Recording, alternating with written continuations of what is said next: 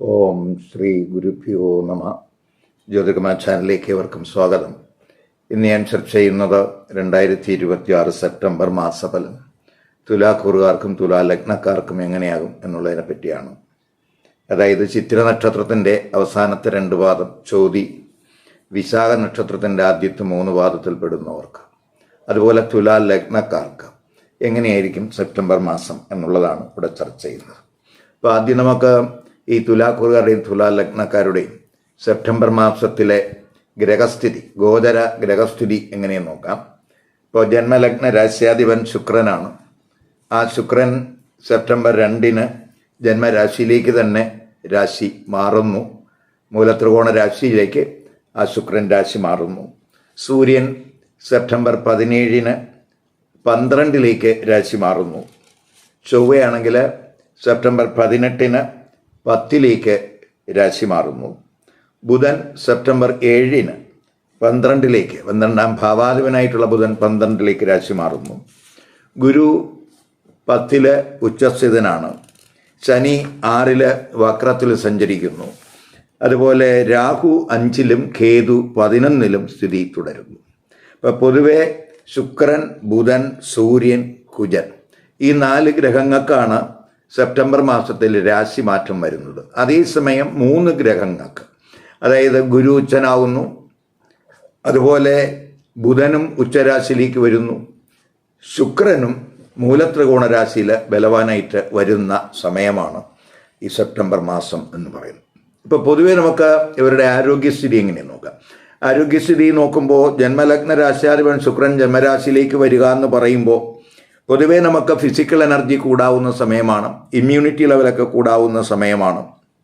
അതുപോലെ ശുക്രൻ അഷ്ടമ ഭാവാധിപനാണെങ്കിൽ തന്നെയും ഭാവത്തിൻ്റെ 6ലാണ് ഈ ശുക്രൻ രാശി മാറുന്നു എന്നുള്ളത് കൊണ്ട് ആരോഗ്യ പ്രശ്നങ്ങളിൽ ഉള്ളവർക്ക് ടൈംലി ആയിട്ടുള്ള ട്രീറ്റ്മെൻറ്റിലൂടെ അവർക്ക് റിക്കവറി, ആശ്വാസമൊക്കെ ഉണ്ടാകുന്ന സമയമായിരിക്കും. അതുപോലെ സെപ്റ്റംബർ 7 മുതൽ 12ാം ഭാവാധിപനായിട്ടുള്ള ബുധൻ 12 രാശി മാറുകയാണ്. ഇതെല്ലാം തന്നെ പൊതുവെ അതും വിപരീത രാജയോഗമാണ്.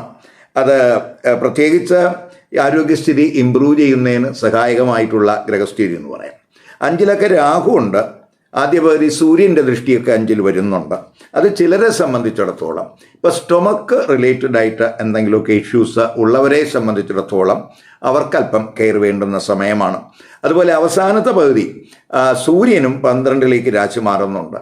ആ 12 വക്രശനി ദൃഷ്ടി ചെയ്യുന്നുണ്ട്, അതുപോലെ ചൊവ്വ ദൃഷ്ടി ചെയ്യുന്നുണ്ട്. അപ്പോൾ അതൊക്കെ ചിലപ്പോൾ നമ്മൾ ദൂരയാത്രകളിലൊക്കെ ഒരു കെയർ വേണ്ടുന്നതിനെ സൂചിപ്പിക്കുന്നു. അപ്പോൾ ചിലർക്ക് ചിലപ്പോൾ സ്ലീപ്പിംഗ് ഡിസ്റ്റർബൻസ് ചിലപ്പോൾ ഉണ്ടായെന്ന് വരാം. ഇപ്പം ഇങ്ങനെയുള്ള കാര്യങ്ങളിലാണ് പ്രത്യേകം ശ്രദ്ധിക്കേണ്ടത്. ഇനി നമുക്ക് തൊഴിൽ സ്ഥിതി. ഇപ്പോൾ തൊഴിൽ സ്ഥിതി നോക്കുമ്പോൾ 3, 6 ഭാവാധിപൻ എന്ന് പറയുന്ന ഗുരുവാണ്. ആ ഗുരു കർമ്മസ്ഥാനത്ത് ഉച്ചസ്ഥനായിട്ട് നിൽക്കുന്ന സമയമാണ്. 6 ഗുരു ദൃഷ്ടിയുണ്ട്. കർമ്മകാരകനായിട്ടുള്ള ശനി 6 നിൽക്കുന്നു, വക്രത്തിൽ സഞ്ചരിക്കുന്നു. അവസാനത്തെ പകുതി ചൊവ്വയും 10 രാശി മാറുന്നു. അങ്ങനെ ആ 10 ഒരു ഗുരുമംഗള യോഗമൊക്കെ വരുന്ന സമയമാണ്. അപ്പം കർമ്മസംബന്ധമായിട്ട് ഒരു പരിവർത്തനത്തിൻ്റെ സമയം എന്ന് വേണമെങ്കിൽ പറയാം. ഇപ്പോൾ തൊഴിലിടത്തെ സംബന്ധിച്ചിടത്തോളം നമ്മൾ എന്തെങ്കിലും പ്രശ്നങ്ങളുണ്ടെങ്കിൽ അതൊക്കെ അവലോകനം ചെയ്ത് ആ തൊഴിലിടത്തെ പ്രശ്നങ്ങളൊക്കെ പരിഹരിക്കാൻ കഴിയുന്ന സമയമാണ്. അപ്പം നമ്മുടെ ഹാർഡ് വർക്കിൻ്റെ ഫലം നമുക്ക് കിട്ടുന്ന സമയം എന്ന് പറയാം. പ്രത്യേകിച്ച് കർമ്മസ്ഥാനത്ത് ഗുരു ഉച്ചസ്ഥിതനാണ്.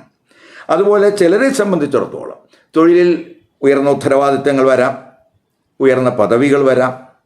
ചിലപ്പോൾ അവർക്ക് തൊഴിലിൽ അംഗീകാരം കിട്ടുന്നതിനൊക്കെ സാധ്യത കാണുന്നുണ്ട്. അതുപോലെ തന്നെ പ്രത്യേകിച്ച് ഈ കമ്മ്യൂണിക്കേഷൻ റിലേറ്റഡ് ആയിട്ടുള്ള വർക്ക്, ഡിജിറ്റൽ വർക്ക്, കൗൺസിലിംഗ് സംബന്ധമായിട്ടുള്ള വർക്ക്, അതുപോലെ മാനേജ്മെൻറ്റ് തലത്തിൽ വർക്ക് ചെയ്യുന്നവർ, മെഡിക്കൽ ഫീൽഡിൽ വർക്ക് ചെയ്യുന്നവർ, ലാ റിലേറ്റഡ് ആയിട്ടുള്ള മേഖലയിൽ വർക്ക് ചെയ്യുന്നവർ, അതുപോലെ ഈ ടീച്ചിങ് മേഖല, മാർക്കറ്റിംഗ് മേഖല, അതുപോലെ മറ്റു സർവീസ് ഓറിയൻറ്റഡ് മേഖലകളിലൊക്കെ വർക്ക് ചെയ്യുന്നവർക്ക് നേട്ടങ്ങൾ പ്രതീക്ഷിക്കാവുന്ന സമയമാണ്. അതുപോലെ ഉയർന്ന തൊഴിലിന് ശ്രമിക്കുന്നവർക്കും അനുകൂല സമയമാണെന്ന് പറയാം. പ്രത്യേകിച്ച് തൊഴിലിടത്തൊക്കെ ഒരു ലീഡർഷിപ്പ് തലത്തിലേക്ക് ഉയരാവുന്ന ഗ്രഹസ്ഥിതിയാണ്.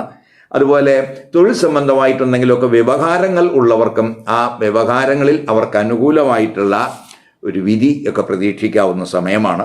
ഇപ്പോൾ തൊഴിൽ അന്വേഷകർക്ക് പ്രത്യേകിച്ച് തൊഴിലവസരങ്ങളൊക്കെ ഉണ്ടാകുന്ന സമയമാണ്.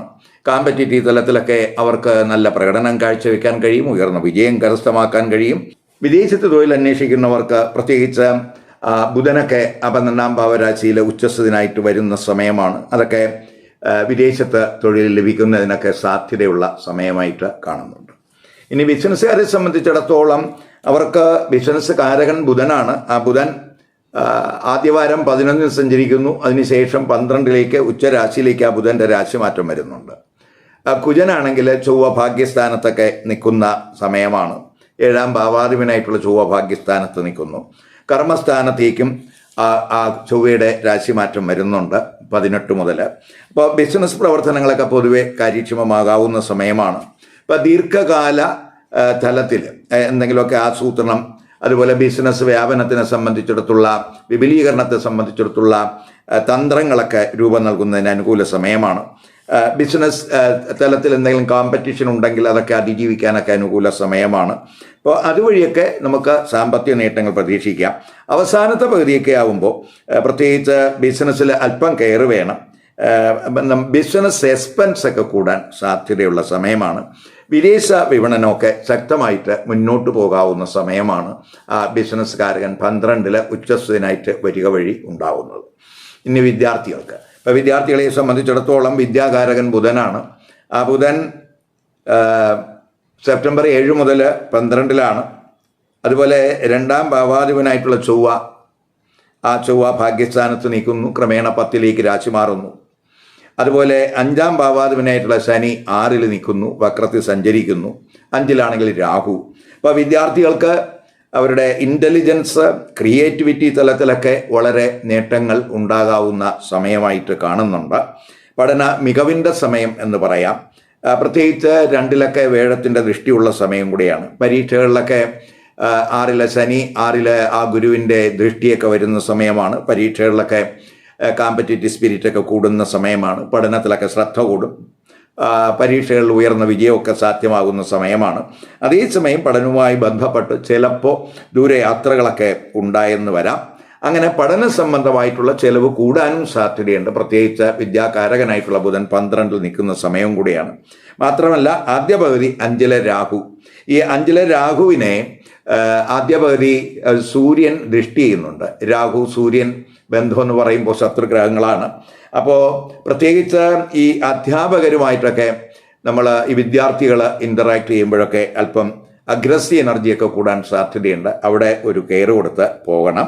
വിദേശത്ത് ഉന്നത പഠനം ആഗ്രഹിക്കുന്നവർക്ക് വളരെ അനുകൂല സമയമായിരിക്കും ബുധൻ 12-ാം ഭാവരാശിയിൽ ഉച്ചസ്ഥനായിട്ട് വരിക വഴി. ഇനി ധനസ്ഥിതി നോക്കുമ്പോൾ ധനഭാവാധിപൻ എന്ന് പറഞ്ഞ ചൊവ്വയാണ്. ആ ചൊവ്വ ഭാഗ്യസ്ഥാനത്ത് നിൽക്കുന്ന സമയമാണ്. 18-ന് കർമ്മസ്ഥാനത്തേക്ക് ആ ചൊവ്വ മാറുന്നുണ്ട്. അതുപോലെ തന്നെ ഈ 11-ാം ഭാവാധിപനായിട്ടുള്ള സൂര്യൻ, ആ സൂര്യൻ 11-ൽ തന്നെ ആദ്യത്തെ 2 വാരം ഉണ്ടാകും. ധനകാരകനായിട്ടുള്ള ഗുരു 10-ൽ ഉച്ചസ്ഥനായിട്ട് നിൽക്കുന്ന സമയമാണ്. അപ്പോൾ പൊതുവെ നമുക്ക് 2-ലൊക്കെ ഗുരുവിൻ്റെ ദൃഷ്ടിയുണ്ട് ധനസ്ഥാനത്ത്. അപ്പോൾ ആദ്യ പകുതി നമുക്ക് ധനപരമായിട്ട് വളരെ ഗുണാനുഭവങ്ങൾ ഉണ്ടാകുന്ന സമയമായിരിക്കും. ധനനേട്ടം ഉണ്ടാകും. സമ്പാദ്യം, അതുപോലെ ബാങ്ക് ബാലൻസ് ഒക്കെ കൂടുന്നതിനൊക്കെ സാധ്യതയുണ്ട്. കുടുംബത്തിലും ധനപരമായിട്ട് ചില നേട്ടങ്ങൾ ഉണ്ടാകാവുന്ന സമയമാണ്. പ്രത്യേകിച്ച് 2-ല് ആ ഗുരുവിൻ്റെ ദൃഷ്ടി വരിക വഴി. അവസാനത്തെ പകുതി ചൊവ്വ നീചരാശിയിലേക്ക് മാറുന്നു. എങ്കിലും ആ നീചരാശിയിൽ ഉച്ചസ്ഥനായിട്ട് ഗുരു നിൽക്കുന്നതുകൊണ്ട് അത് വലിയ ദോഷം ചെയ്യില്ല. അതുപോലെ 11-ാം ഭാവാധിപനായിട്ടുള്ള സൂര്യൻ 12-ലേക്ക് മാറുന്നുണ്ട്. പ്രത്യേകിച്ച് 17 മുതൽ. അത് നമുക്ക് അവസാനത്തെ പകുതിയൊക്കെ ആകുമ്പോൾ നമുക്ക് ധനച്ചെലവ് കൂടാനുള്ള ഒരു സ്ഥിതിയൊക്കെ കാണിക്കുന്നുണ്ട്. അത് പ്രത്യേകിച്ച് ചിലപ്പോൾ ഭാവിയിൽ ഗുണം കിട്ടുന്ന സംരംഭങ്ങളിലൊക്കെ പണം നിക്ഷേപിക്കുന്നതിനൊക്കെ ഒരു സാധ്യത കാണിക്കുന്നു. അങ്ങനെ ധനപരമായിട്ട് ഒരു ചെലവ് കൂടാനുള്ള ഒരു സാധ്യതയാണ് കാണുന്നത്. വിവാഹം, ദാമ്പത്യബന്ധം, കുടുംബജീവിതം എങ്ങനെയെന്ന് നോക്കാം. പ്രത്യേകിച്ച് 7-ാം ഭാവാധിപനായിട്ടുള്ള ചൊവ്വ, ആ ചൊവ്വ ഭാഗ്യസ്ഥാനത്തുണ്ട്. കർമ്മസ്ഥാനത്തേക്കും ആ ചൊവ്വ മാറുന്നു. അപ്പോൾ 7-ൽ ശുക്രൻ്റെയൊക്കെ ദൃഷ്ടിയുള്ള സമയമാണ്. അപ്പോൾ വിവാഹ ആലോചനകളിലൊക്കെ ഒരു അനുകൂല സമയം എന്ന് തന്നെ പറയാം. ഇപ്പോൾ നമുക്ക് അതേസമയം നമുക്ക് വിവാഹ സംബന്ധമായിട്ടുള്ള തീരുമാനം എടുക്കുമ്പോൾ അല്പം കെയർ വേണം. പ്രത്യേകിച്ച് 5-ലൊക്കെ രാഹു നിൽക്കുന്ന സമയമാണ്. ചെറിയ കൺഫ്യൂഷനൊക്കെ ചിലപ്പോൾ ഉണ്ടാകാം. അപ്പോൾ നമ്മൾ തിടുക്കത്തിൽ ഒരു തീരുമാനം എടുക്കാതെ ആലോചിച്ച് വിവാഹ സംബന്ധമായിട്ടുള്ള തീരുമാനങ്ങൾ എടുക്കുന്നത് നല്ലതാണ്.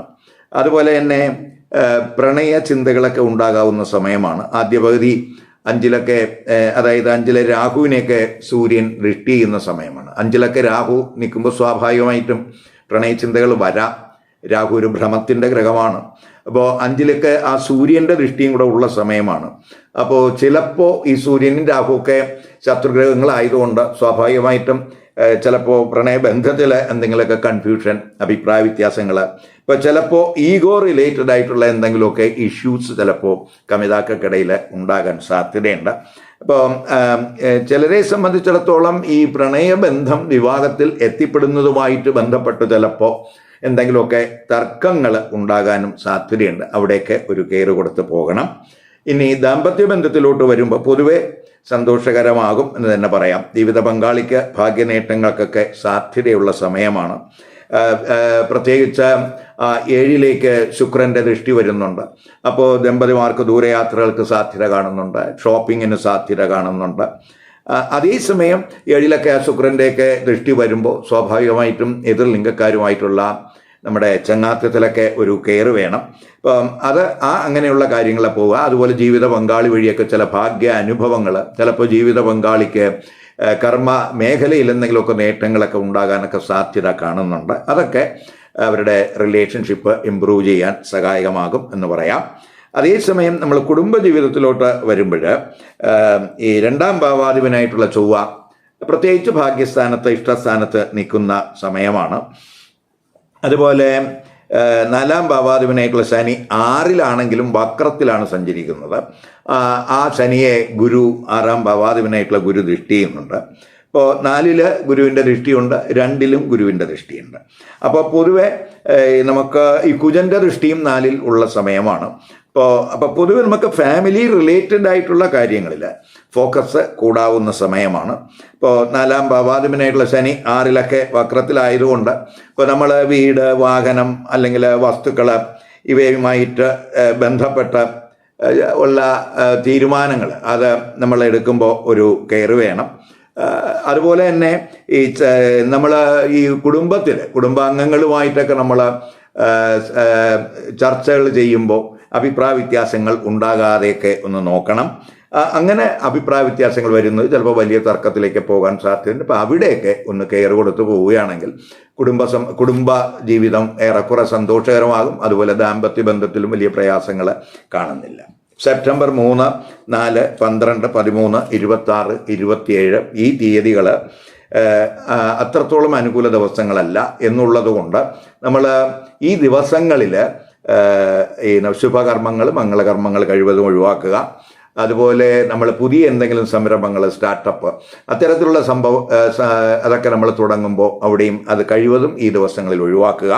അതുപോലെ നമ്മൾ പ്രധാനപ്പെട്ട എന്തെങ്കിലും തീരുമാനങ്ങൾ ഈ ദിവസങ്ങളിൽ എടുക്കാതിരിക്കാനും ശ്രദ്ധിക്കുക. അപ്പോൾ ഇവിടെ ഞാൻ പറഞ്ഞതെല്ലാം തന്നെ തുലാക്കൂറുകാരുടെയും തുലാ ലഗ്നക്കാരുടെയും ഗോചര ഗ്രഹസ്ഥിതി, ഇപ്പോഴത്തെ ഗ്രഹസ്ഥിതി വെച്ചിട്ടുള്ള ഒരു പൊതു ഫലമാണ്.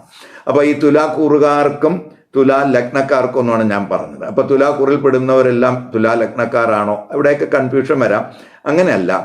തുലാക്കൂറിൽ ജനിക്കുന്നവർ ചിലർ തുലാ ലഗ്നക്കാരായിരിക്കാം, മറ്റുള്ളവർ മറ്റ് ഏത് രാശി വേണമെങ്കിലും അവർക്ക് ലഗ്നമാകാം. അപ്പോൾ തുലാക്കൂറിൽ പെടുന്നവർക്ക് തുലാ ലഗ്നമല്ലാതെ മറ്റു ലഗ്നരാശിയാണ് വന്നിട്ടുള്ളതെങ്കിൽ അവർ ഈ കൂറിൻ്റെ ഫലം കേൾക്കുന്നതോടൊപ്പം തന്നെ അവരുടെ ലഗ്നരാശി ഏതാണെന്ന് കണ്ട് ആ ലഗ്നരാശിയുമായിട്ട് ബന്ധപ്പെട്ട് പറയുന്ന ഫലവും കൂടെ കമ്പൈൻ ചെയ്ത് കേൾക്കാൻ ശ്രമിക്കുക. അങ്ങനെ വന്നാലേ അവർക്ക് സെപ്റ്റംബർ മാസത്തിൽ, കാരണം നമ്മൾ നക്ഷത്രഫലം മാത്രം നോക്കിയാൽ പോരാ, പകരം നമ്മൾ ആ നക്ഷത്രത്തിൽ ജനിച്ചവരൊക്കെ അവർക്ക് ഏത് ലഗ്നമാണ് വന്നിട്ടുള്ളതെന്നറിഞ്ഞ് ആ ലഗ്നരാശിയായിട്ട് ബന്ധപ്പെട്ട് പറയുന്ന ഫലവും കൂടെ കേൾക്കാൻ ശ്രമിക്കുക. അത് മാത്രമല്ല, നമ്മൾ ഇപ്പോഴത്തെ ഗ്രഹസ്ഥിതി വെച്ചുള്ള ഒരു ഫലമാണ് ഈ പറഞ്ഞത്. പക്ഷേ നമ്മൾ ജാതകത്തിൽ നമുക്കിപ്പോൾ ഈ ഒരു ദശ നടക്കുന്നു. ഇപ്പോൾ ഈ തുലാക്കൂറുകാർക്കും തുലാ ലഗ്നക്കാർക്കും ഇപ്പോൾ നടക്കുന്ന ദശ ഏതാണ്? അപകാരം ഏതാണ്, ഛിദ്രം ഏതാണ്, അത് ജാതകത്തിലൊക്കെ ഇഷ്ടസ്ഥാനത്ത് നിൽക്കുന്ന ഗ്രഹങ്ങളുടേതാണോ അനിഷ്ടസ്ഥാനത്ത് നിൽക്കുന്ന ഗ്രഹങ്ങളുടേതാണോ എന്നുള്ളതിനനുസരിച്ച് നമുക്ക് ഈ പൊതുഫലത്തിൽ വലിയ വ്യതിയാനം വരും എന്നും കൂടെ മനസ്സിലാക്കുക. അപ്പോൾ അതൊക്കെ നമുക്ക് ജാതക ചിന്തയിലൂടെ മാത്രമേ പറയാൻ കഴിയുകയുള്ളൂ എന്ന് മനസ്സിലാക്കുക. ഈ വീഡിയോ ഇഷ്ടപ്പെട്ടുവെങ്കിൽ ലൈക്ക് ചെയ്യുക, ഷെയർ ചെയ്യുക. അതുപോലെ സബ്സ്ക്രൈബ് ചെയ്യാത്തവർ സബ്സ്ക്രൈബ് ചെയ്ത് കാണുക. മറ്റൊരു പുതിയ വിഷയമായി അടുത്ത വീഡിയോ കാണാം. നമസ്കാരം.